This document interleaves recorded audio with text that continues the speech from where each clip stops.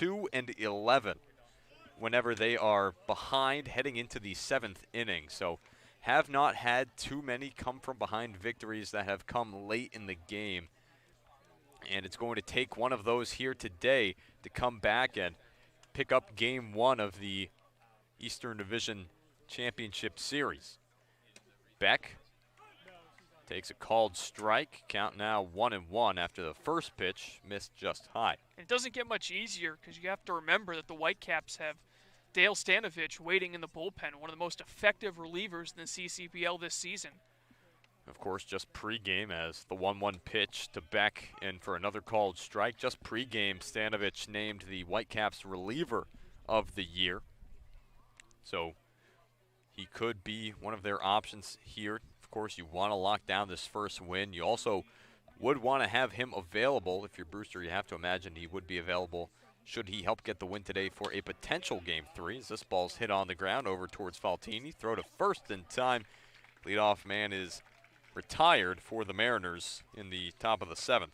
And you mentioned, Tim, the bullpen really does shorten up in the playoffs. You have a list of guys that you can trust. Stanovich certainly one if you're Jamie Shevchik. And, yeah, we could very well see him pitch multiple days in a row as long as he's able to keep those outings brief, able to shut the door in a one-inning situation. Would not be surprised at all if we saw him in back-to-back days, depending, of course, on the situation.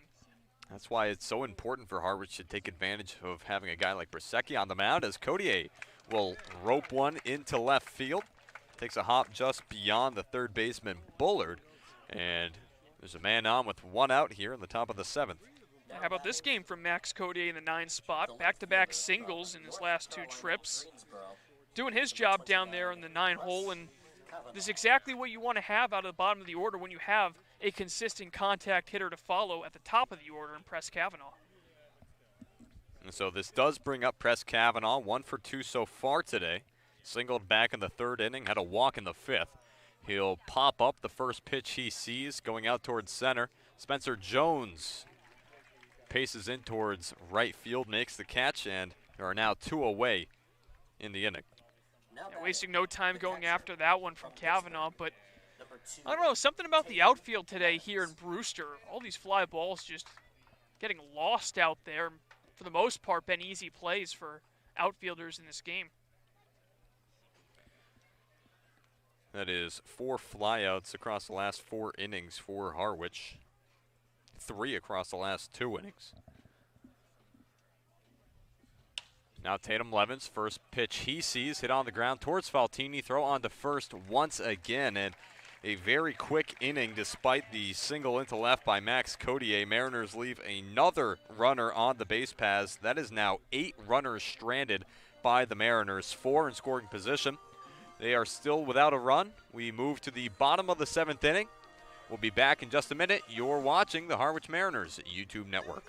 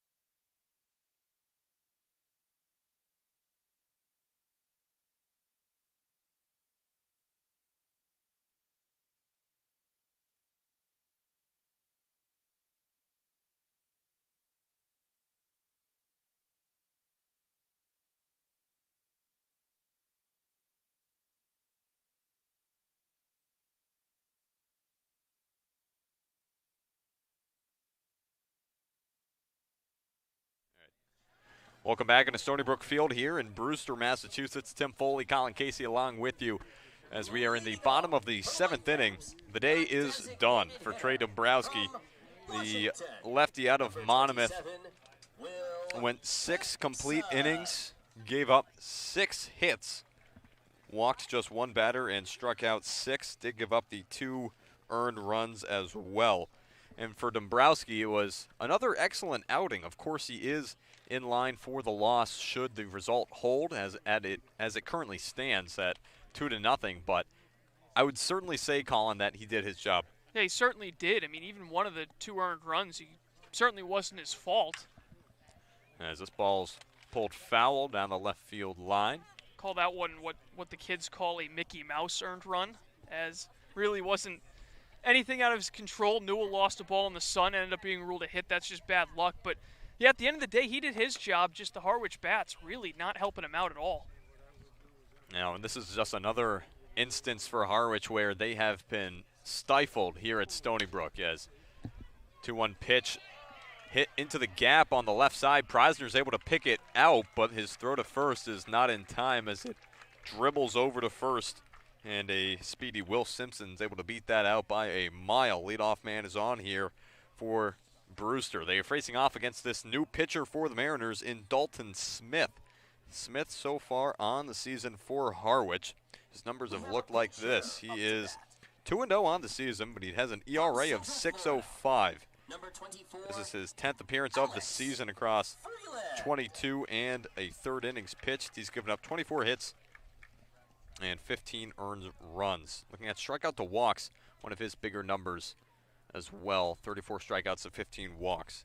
We do have a pinch hitter here for Brewster and Alex Freeland, somebody who's been known to spend some time in the infield for the Whitecaps. And just to go back for Smith for a moment here, he's somebody who we have seen this season work at an unreal clip when it comes to how often he likes to throw his pitches. I mean, Tyler Henry and I, on an earlier broadcast this season, we got the stopwatch out, and it was sitting anywhere from around 11 to 12 seconds in between pitches as the pinch hitter Freeland bunts one back to the backstop. Count here 0-1.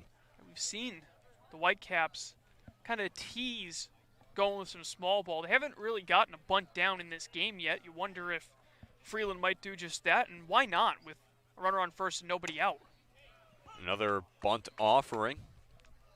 Freeland pulls back, and it ends up finding a way in for a called strike nonetheless. So the count now 0-2 here to Freeland. A little surprised he pulled it back. That was a great pitch to lay down a perfect bunt down the third base line. And the off-speed pitch right over the middle.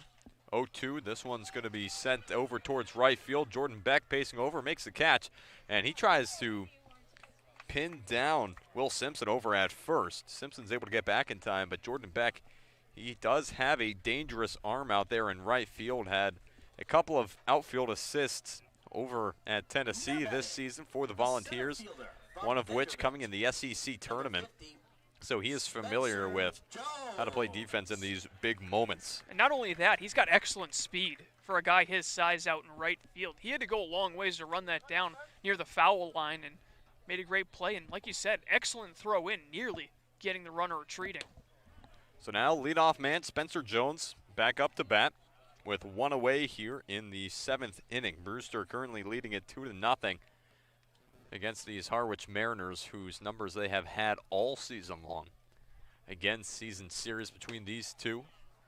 1-4 are the Harwich Mariners against the Brewster Whitecaps.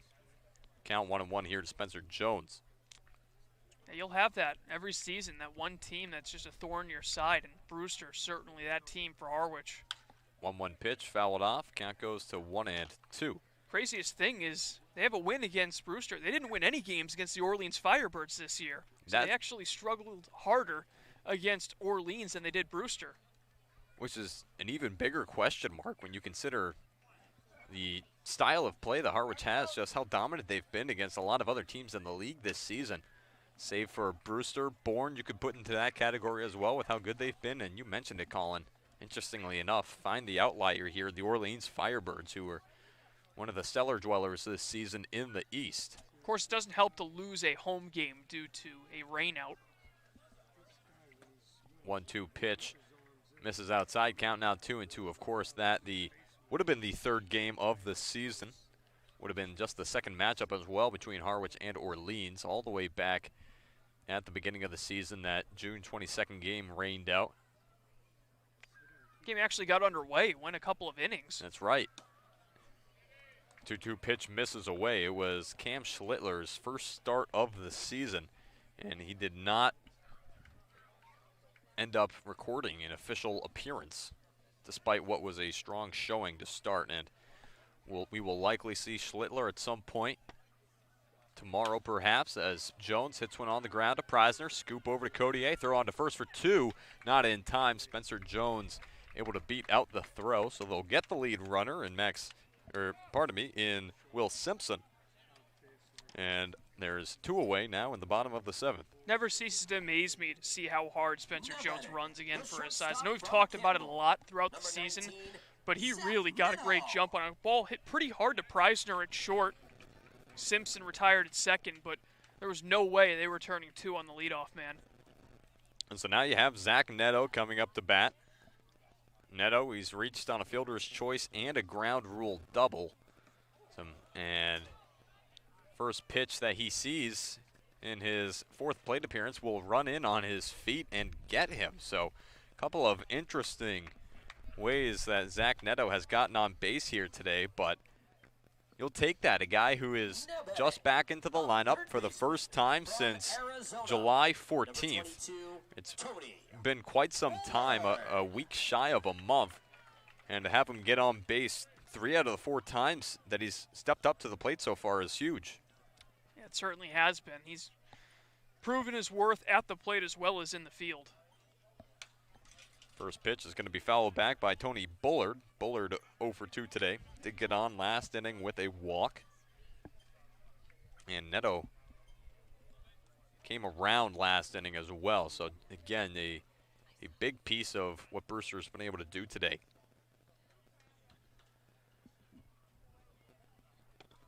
A 1 pitch. That's in for a called strike. And Dalton Smith going to look for his first strikeout of the game. Has not struck anybody out. He's allowed 3 of the first 4 batters he's faced to get on. 0-2 pitch. This one skips in the dirt, gets away from Levens. He doesn't know where it is. Spencer Jones is going to hold up now at 3rd and Zach Neto at 2nd. So this allows each runner to advance 90 feet. And Brewster knocking on the door, trying to open up this game here as we are in the later innings of this one. And rearing its ugly head is biggest weakness for Dalton Smith. He led the CCBL in wild pitches in the regular season, and really untimely breaking ball that gets away, but he can still get out of the inning here. 1-2, just misses.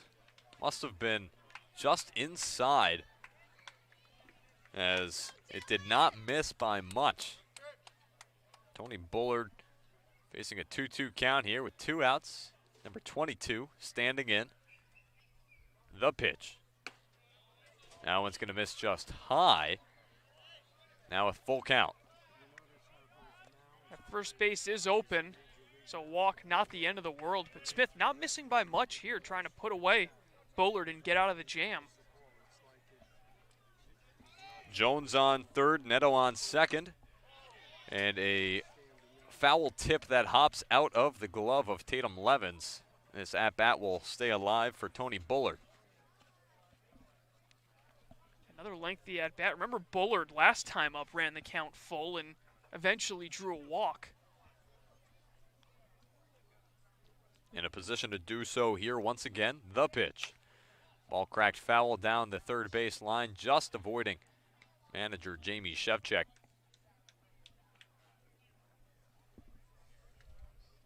Dalton Smith on the season with 34 strikeouts. Good for 3rd on the team. This ball's going to be hit over to Preisner at short. Throw on to 1st in time. And the Mariners are able to get out of the inning with no damage. We head now to the top of the 8th inning. Harwich still trails it 2-0. They're down to their final 6 outs here at Stony Brook Field. You're listening to the Harwich Mariners YouTube network.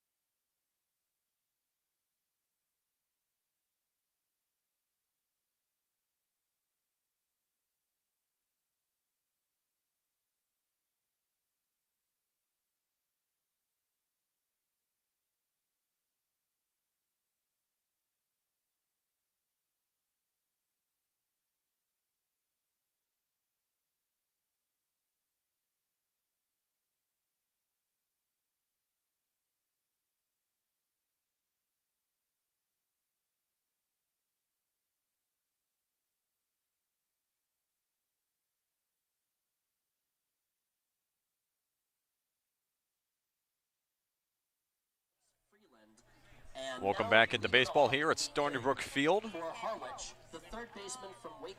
Brock Wilkin leading it off for the Mariners in the top of the 8th inning here. Again, Harwich down to their final 8 outs. A defensive change to alert you of. Alex Freeland stays in the game at second base for Trey Faltini. Freeland, a pinch hitter last time around for the Whitecaps. Brock Wilkin swings at the first pitch he sees from Michael Prusecki, who's still on the mound, and misses. Count here 0-1. No reason to take him out. He continues to just roll right along. Outstanding performance from Prusecki. The 0-1 pitch. Wilkin hits this one on the ground, hops over Prusecki, gets past the glove of Freeland and into the outfield. So Brock Wilkin will stand on first with a leadoff single. Yeah, third time Brock's reached base in this one. Setting the table, another leadoff man on for the Mariners. Seems like they've had the leadoff base runner on a ton and yet have not been able to do anything with it. 4 times today, the Harwich Mariners have been able to get the leadoff guy on. That is half of the opportunities that they have been allotted.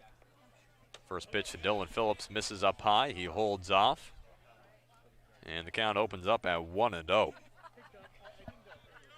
Phillips so far today 0 for 3. Strikeout, a fly out to the pitcher, and a ground out to short. 1-0 pitch is fouled back. It's 1-1. And this is a guy who can tie the game with the swing of a bat. If you're Harwich, you're almost waiting for that at this point with some of the power that you know this team has. And Harwich still looking for their first extra base hit of the day. They have so far 8 singles on the day, but not a double to be found, as Phillips will send this one foul down the left field side. Chad Casillo coming over to make the play, but he'll have to run in between some fans who are in their beach chairs out there in foul territory, unable to make the catch, and Dylan Phillips will stay alive. Yeah, if he was able to straighten that one out a little bit, it had home run distance. That ball just kept carrying. Only 315 down the left field line here at Stony Brook. Pretty favorable dimensions at the corners. About 321 down the right field side, on the right field line. Phillips fouls this one back, hits the fence right in front of us here. And the count now 1-2. 2-run game might not seem like a lot for the Mariners, who are down to their final 6 outs, but based on how getting runs at this ballpark has been this year. It feels like 10 runs. 1-2 pitch hit on the ground. That's going to get through the right side past a diving Freeland. Wilkin holds up at second.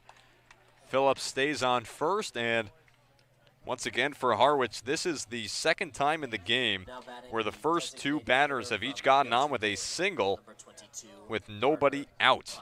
And so now you have Carter Putz, the designated hitter, who is just a swing away from putting Harwich in the lead. Should he be able to, of course, hit a home run, a tall task, but at the very least here, if you're Harwich, we talked about it a bit earlier in this game in a situation where Harwich had runners on second and third with nobody out. How that was the situation you had to score, as Putz is going to lay down a bunt that's going to get past the pitcher in Prosecki. He finally picks it up and throws to first to record the out, but Wilkin and Phillips each advance. So now you have Brock Wilkin on third base, Dylan Phillips is on second base, and Chris Newell, the center fielder for the Mariners, is coming up to bat now in a spot where he can bring in two should he be able to get a ball into the outfield. Yeah, I love that call from Steve Engler to lay down the bunt with Putz. Obviously, he's been a great RBI hitter all season long, but you move both those runners up, now a base hit ties the ball game, and you've got a real capable part of the lineup coming to the dish trying to finally get Harwich over the hump. First pitch offering to Chris Newell, misses for a ball. Newell on the day so far swinging a good bat, 2 for 3. He has a stolen base as well. It's been a good bounce back game for him, trying to find his rhythm once again since being out in the lineup for over a week. A swing and a miss, count now 1-1. We talked during the break, Tim, about whether we'd see Dale Stanovich or not. He's been getting loose throughout this 8th inning. He might have to come in for more than 3 outs based on how this inning's gone. That just makes this situation all that more urgent here if you're Harwich. The pitch is going to miss outside, count now 2-1, because you do not want to have to face a guy in Stanovich who has been pitching lights out all season long for the Whitecaps. 30 strikeouts to 8 walks, has only allowed 10 hits across his 16 innings pitched. 2-1 pitch is fouled back by Newell. Count evens out.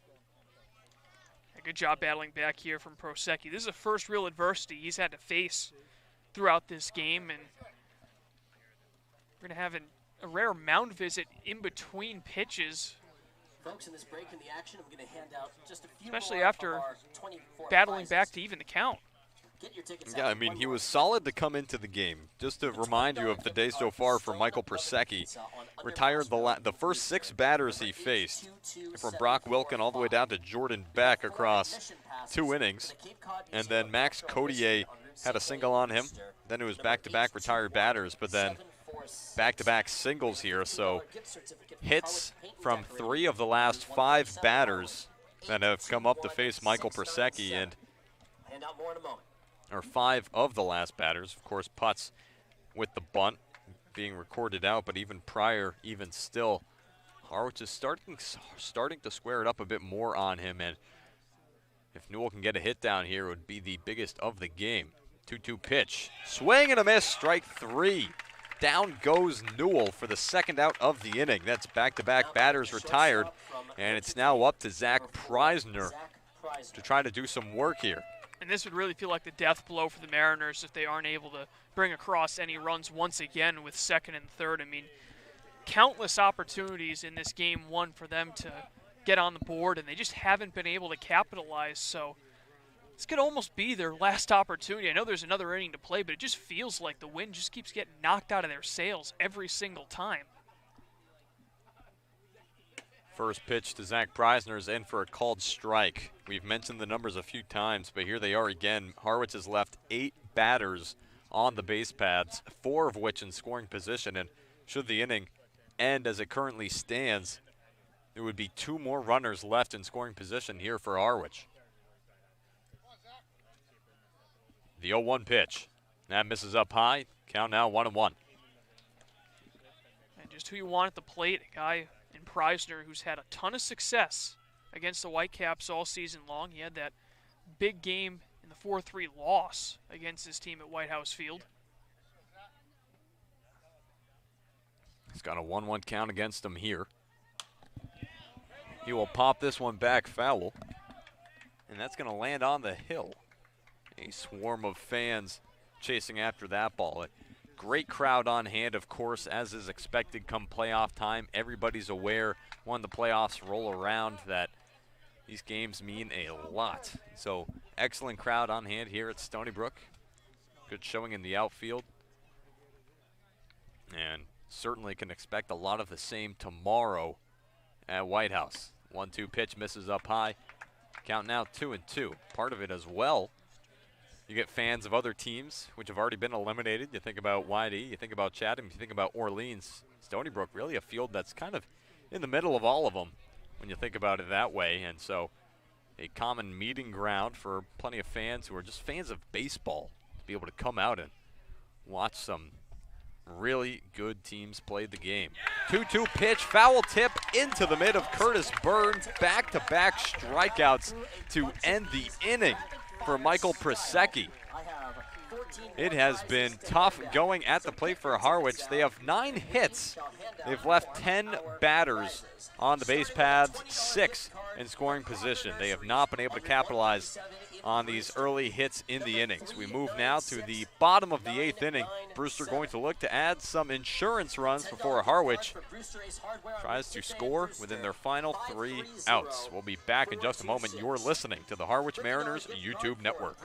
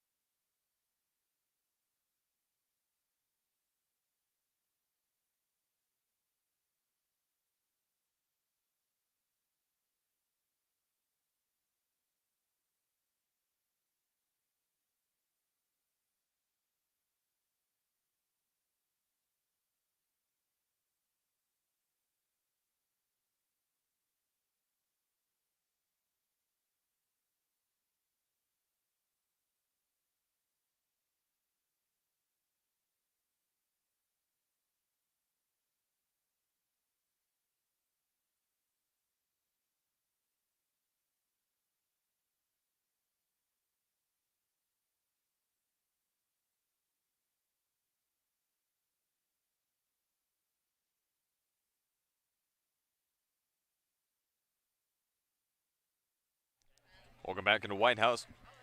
Stony Brook Field here in Brewster, Massachusetts. Tim Foley, Colin Casey along with you.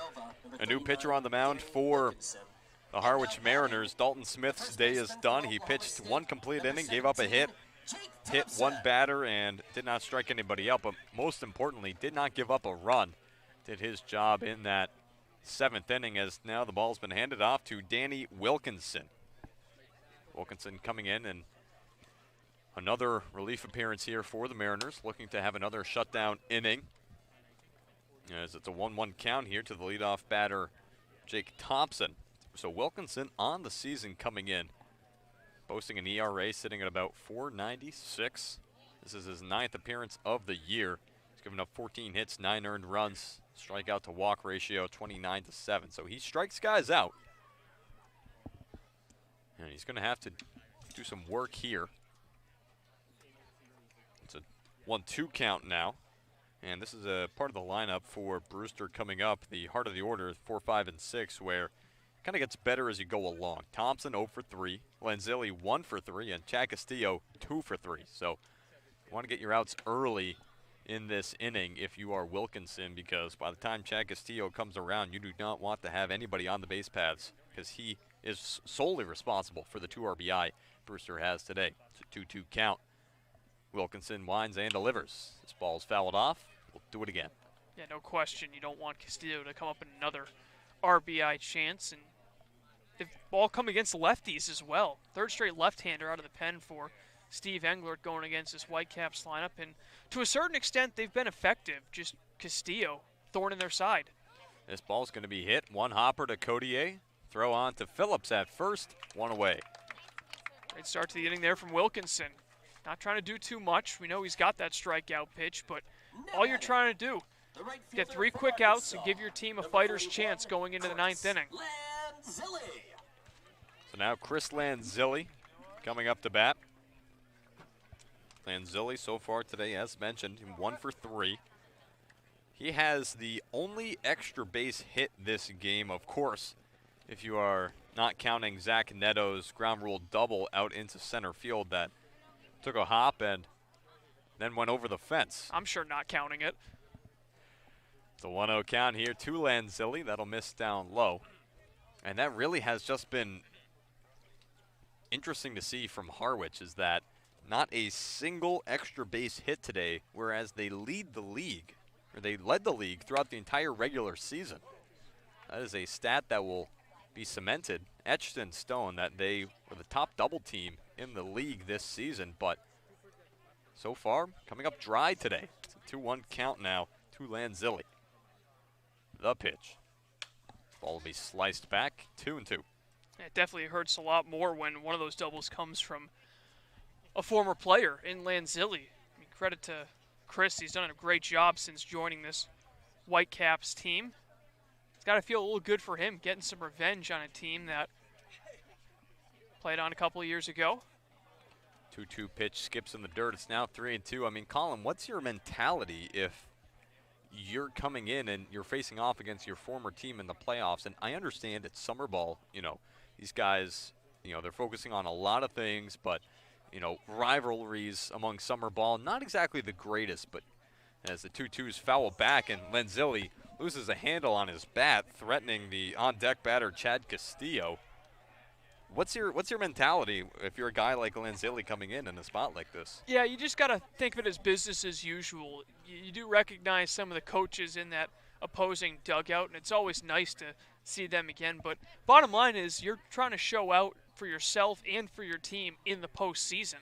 3-2 pitch will miss inside. That'll be a 1-out walk. Lanzilli now stands on first with Chad Castillo coming up to the dish. This counts as an RBI opportunity because Castillo does have the power to send one over the fence.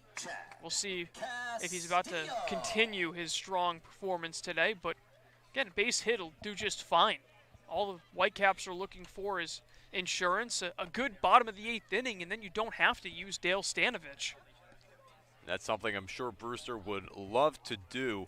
Not sure if they have any other arms warming in that bullpen, so perhaps should this inning go well for the Whitecaps, they may opt to put Prasecki back into the game, but certainly is going to be very situational depending on how this bottom half of the inning plays out. Harwich still plenty of work to do.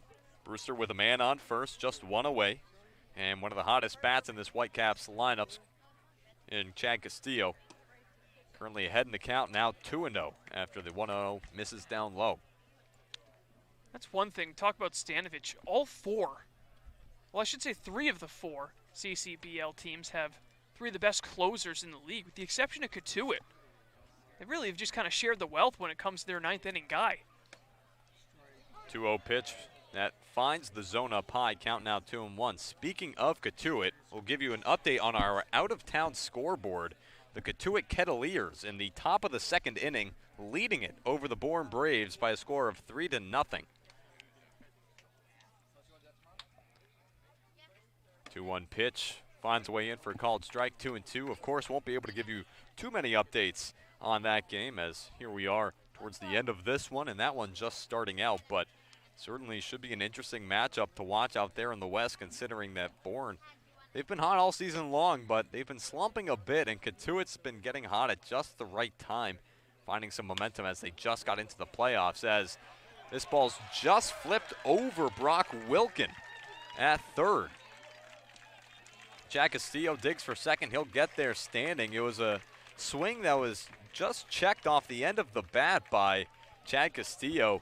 Ended up being hit just over the head of Brock Wilkin, got down, started rolling into foul territory, but it landed fair, is the important distinction to make here. And so now Brewster, 2 in scoring position with just 1 away in the bottom of the 8th inning. That's going to prompt Steve Englert to head out to the mound. And you got to give a lot of credit there to Castillo. When you're seeing the ball well, you can pretty much hit anything, and he just goes out and flares one down the left field line for 2 bases. And Brewster with 1 down, great opportunity to put the nail in the coffin in game 1. So now Castillo on the season against Harwich, 7 for 11 with 6 RBI on the season. That's just across his last 3 games, excuse me. So he has really had Harwich's number, as he is now 3 for 4 on the day. And he's put himself as well as Chris Lanzilli into scoring position, just 1 away. Curtis Byrne stepping up to bat now, 0 for 3. Conversation on the mound over now. And looking at the body language that Danny Wilkinson had in that conversation, he was shrugging his shoulders like, you know, what am I supposed to do here? I mean, that was a ball that really just barely got over the head of Wilkin. It was an interesting little flare out to sharp left field. So he feels like he's locating it well. He feels good, as a big offering on the bunt from Curtis Byrne, trying to bring home what would be the 3rd run of the game. And Tatum Blevins thought about checking back on a back pick to 3rd. A little bit of a squeeze play there. Byrne trying to get the bunt down. Charging down that 3rd base line was Chris Lanzilli. You wonder if that'll now be off after Brewster kind of showing their hand. It's an 0-1 count. The pitch. Big swing and a miss from Curtis Byrne. He was well ahead of that pitch there. The off speed coming from Danny Wilkinson, looking really good on that pitch to put himself ahead in the count, 0-2.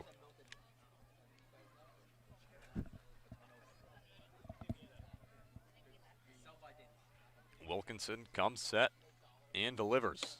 Swing and a miss, strike 3.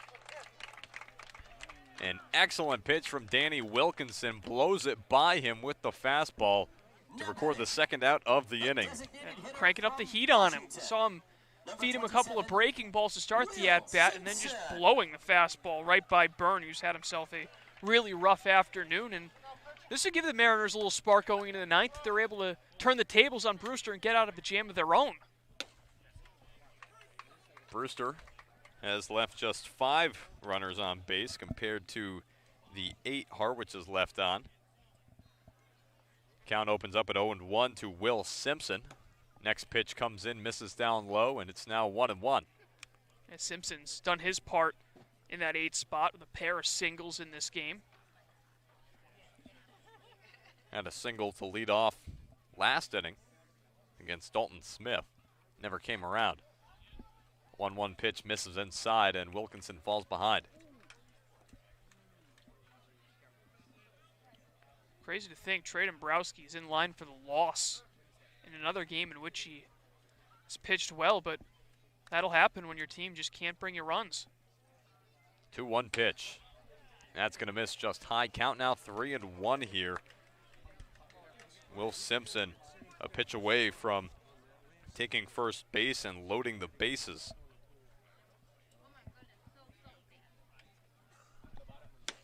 Swing and a miss, strike 2. A big cut from Will Simpson as he was trying to send that one to the fences. And you talk about Dombrowski not getting the run support. This would be his first loss of the season. Should Harwich not be able to turn it around in the top of the 9th inning. Full count pitch, fouled straight back. Count stays at 3-2. Almost the whole infield now covered in shadows. Sun quickly starting to set, but game moving pretty quickly. 2.5 hours late in the 8th inning. I mean, one of the last times we were here at Stony Brook, it was a 4 o'clock start time, but it ended around the same time as a 5 o'clock start time traditionally was, or would, I should say. It was quite the lengthy game between Harwich and Brewster last time we were here at Stony Brook Field. 3-2 pitch coming momentarily. The pitch, fouled straight back. And a good battle here from Will Simpson. And taking a look at that game, That was a 3-hour and 38-minute game. Started at 4 o'clock, ended at 7:40. 4:02 it started, I should say. 3-2 pitch. That's going to miss well high from Wilkinson. Slipped out of his hands. Levin's able to stand up and retrieve it, but that will load the bases now for Alex Freeland. That sets the stage for a monumental at-bat, not just the game, but also the series, if you think about it. Of course, the Mariners are still going to have to come from behind, but no matter what, bases loaded, 2 away, Brewster can really break this one open and kind of kill whatever hopes the Mariners have in this series. With the way that Harwich has been scoring runs in this game, it would certainly be devastating to fall behind by more than they are already behind. Foul tip back into the mitt from Alex Freeland. He's behind 0-1. Of course, Freeland coming on to replace Trey Faltini, so just his second at-bat of the game. Did fly out to right on a nicely charged ball by Jordan Beck. Called strike 2, so now Freeland behind in the count here, 0-2. Danny Wilkinson, the Villanova Wildcat, 1 pitch away from getting himself out of this jam, trying to move to the 9th inning and allow the Harwich Bats to do their work. Comes set, and the pitch.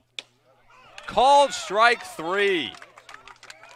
Second strikeout of the inning from Danny Wilkinson, and the biggest strikeout of the Harwich Mariners season. That keeps the bases loaded for Brewster. They leave them loaded. We move now to the top of the 9th inning. Final 3 outs for the Mariners, do or die. It'll be Jordan Beck, Max Codier, and Press Kavanaugh all due up. We'll talk about it and more on the other side of the break. Don't go too far. You're listening to the Harwich Mariners YouTube network.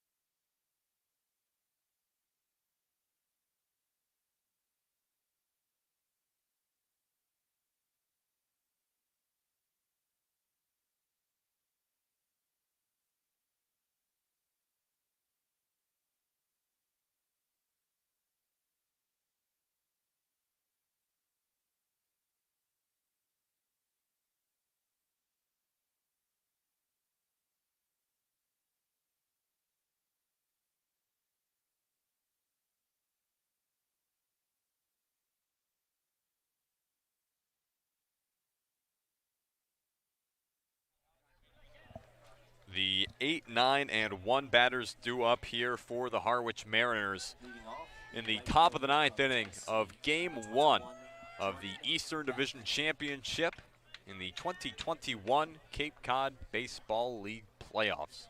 Once again, Tim Foley, Colin Casey along with you as this game reaches its thrilling conclusion here. It has been a low-scoring affair so far to this point. Harwich, once again, has been frustrated at the plate here at Stony Brook. The first 2 games Harwich played here against these Whitecaps, they were shut out. They're trying to avoid that fate once again. That ball misses down low. Or no, it actually finds the zone. Pardon me. It's a 1-1 count now. Harwich, they have been shut out 4 times this season, 2 of which have come against the Whitecaps, trying to avoid what would be the 3rd time this season. 1-1 pitch. That one misses down low. Count now 2-1. When it matters the most, you're in the postseason. Thought the Mariners might have turned a corner against Brewster with that win they had to close out their head-to-head in regular season play, but hit a wall once more. 2-1 pitch, a big wave and a miss from Jordan Beck. Count now 2-2. Yeah, got him way out in front of that. Credit to Prosecki. He's been unbelievable coming out of the bullpen, especially after how much of a nightmare his last appearance was against the Mariners. Yeah, noting that hardly even happened. Only as Jordan Beck hits this one into the outfield. That's going to get down in the gap. Jordan Beck digging for 2, and he will reach safely. A leadoff double for the Harwich Mariners. Jordan Beck with his first hit of the day. Sets the stage now for Max Codier, who's 2 for 3. First extra base hit of the day as well for the Mariners. It took their 10th hit, and so Beck, who is able to leg out that double, now sets the stage for a pinch hitter. A pinch hitter comes in as I jump the gun and announce Max Codier. Josh Hood comes in a spot now to try to come in and drive around Jordan Beck. Hood so far on the season for Harwich, looking at his numbers, batting .210, 17 hits on 81 at-bats. He does have 16 RBI. That is good for second on the team behind just Brock Wilkin. And in a spot to add another one to that total, the Brewster Whitecaps, before Hood gets an at-bat, however, they will go to the bullpen. So we will have a pitching change here from Stony Brook Field. The day will be done for Michael Prosecki. We'll be back in just a few minutes to recap the day for him, as well as to introduce you to the new pitcher for Brewster. We'll be back in just a moment. You're listening to the Harwich Mariners YouTube network.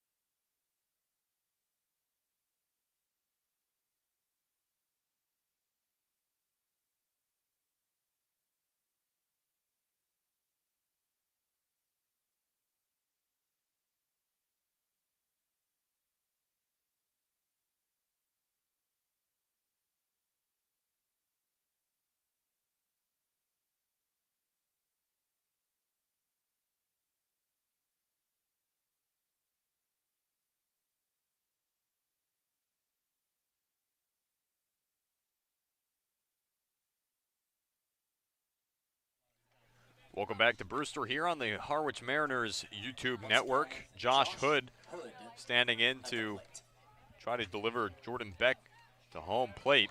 A new pitcher is on the mound for the Whitecaps. It is Dale Stanovich. Stanovich has been the closer this season for the Whitecaps. 6 saves on the year across 12 appearances and 16 innings pitched. He's only given up 10 hits as Josh Hood fouls off the first pitch he sees, count at 0-1. Just 10 hits for Stanovich. He's got 30 strikeouts to 8 walks. He does not make a whole lot of mistakes, as he is certainly going to be a tough nut to crack here if Harwich wants to get back into this game. 0-1 pitch is going to find the bottom portion of the strike zone. Count now 0-2. Mariners, though, one of few teams to be able to score off of Stanovich. Back on July 26th, they were able to pick up an earned run. Gave up 2 runs, in fact. 0-2 pitch. That's going to miss up high. Count now 1-2. So you have to find some confidence in that you know you're one of the few teams that has been able to solve this tricky lefty out of Rutgers. Beck.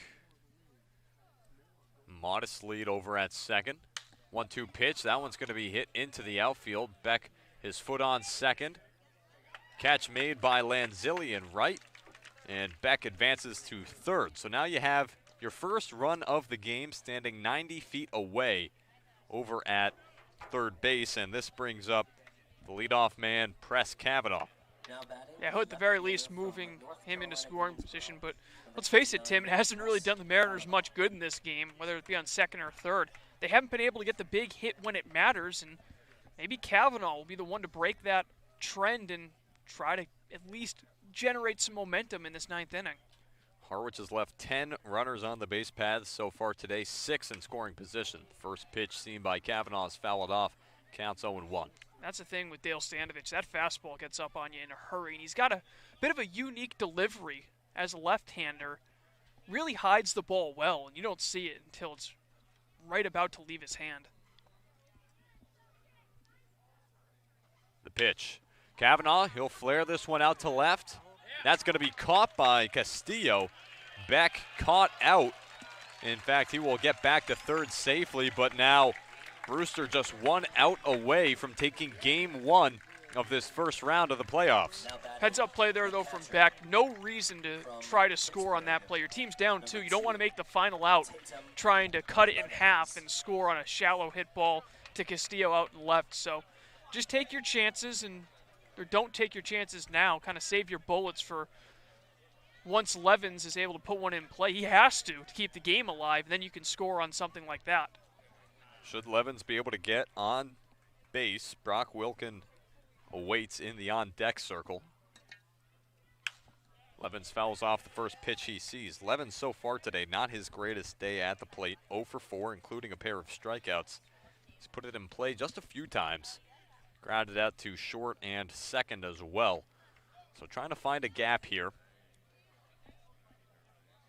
It's behind 0-1. Stanovich looking to lock down his 7th save of the season. Levens fouls it off, and now the Mariners down to their final strike here at Stony Brook Field.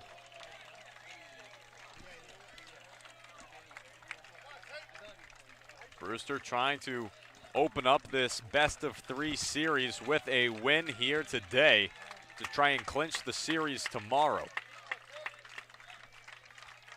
Stanovich shakes off the pitch, comes set. And the pitch. This ball hit on a line right at Thompson at first. He'll pick it up, step on the bag, and the Whitecaps win. The Brewster Whitecaps win on a final score of 2-0 over the Harwich Mariners.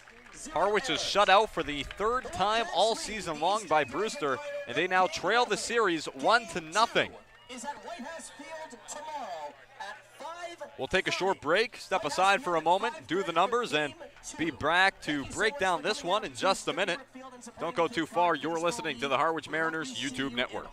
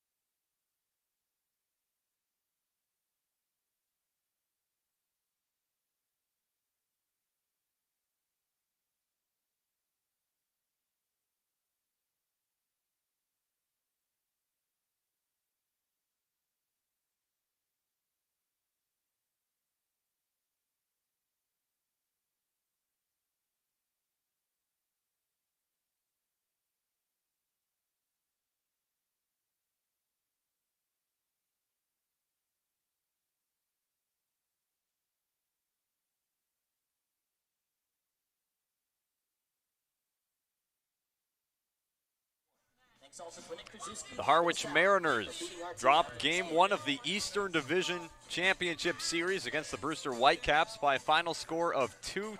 The Brewster Whitecaps 2 runs on 8 hits and no errors. The Harwich Mariners no runs on 10 hits and no errors. And that's really the big number you have to look at here if you're Harwich. 10 hits in this game, and they are now 1-5 against the team on the season. They have actually out-hit by a hit total of 43-41 through 6 complete games now played to this point. And it has been just an absolute mystery for Harwich to try and solve these Brewster Whitecaps all season long, Colin. Yeah, and especially today, they had the opportunities. 10 hits, plenty of chances with second and third, plenty of opportunities with runners on base, and they just couldn't get the big hits. The difference in this one was Chad Castillo really getting the big hits for Brewster. Came up big when it mattered, had a couple of RBI singles, even had a double, gave the Whitecaps an opportunity to extend their lead. I mean, he was outstanding in this game. As for Harwich, they just didn't have a Chad Castillo in their lineup today that got that big hit, and now they'll have the backs against the wall going into a home game tomorrow. You're not going to be able to come back to Stony Brook Field to exact revenge if you can't take care of business on Saturday night. And so the win goes to Michael Prosecki. Pitched 3 2/3, gave up just 4 hits, struck out 4 batters. Losing pitcher today, Trey Dombrowski for the Mariners. That is his first loss on the season. He now sits at 3-1, and the save goes to, of course, Dale Stanovich, who came in after a leadoff double from Jordan Beck in the top of the 9th inning to shut down the rest of this Harwich Mariners lineup. So that will do it here for Game 1. Once again, the Harwich Mariners will be back in action tomorrow at White House Field for a 5:30 start time against these Brewster Whitecaps for Game 2 of this playoff series. It'll be do or die tomorrow, and Brewster going to look to win and go to the championship series. We will see you tomorrow. For my broadcast partner, Colin Casey, for our producer, Chris Cassidy, for our social media operator this evening, Tyler Henry. This has been Tim Foley bringing you Harwich Mariners playoff baseball. Once again, the final score, Brewster 2 and Harwich 0. Thank you so much for listening. We'll catch you tomorrow.